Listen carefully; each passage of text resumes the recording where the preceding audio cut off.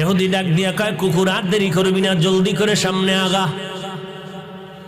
দ্বিতীয়বার কুকুর মালিকের হুকুম মানতে গিয়ে আবার যখন রওয়ানা, এক কদম সামনে দেয় আবার পেছনে যায় ভয়।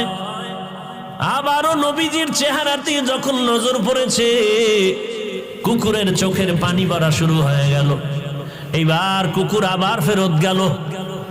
কুকুরের মালিক ইহুদি হাতের মধ্যে একটা লাঠি নিয়া কুকুরের শরীরের উপরে যখন আঘাত করা শুরু করেছে, কুকুর এবার কান্না করে কি যেন হাউমাউ করে বলে, মালিক বুঝে না। কুকুর এইবার মালিক ইহুদির দিকে না তাকাইয়া আসমানের দিকে তাকাইয়া হাউমাউ করে, কেমন যেন বলেছে, ও আল্লাহ, তুমি আমার জবানটা খুলিয়া দাও। আসমানের দিকে তাকায়া হাউমাউ করা মাত্র আল্লাহ তাআলা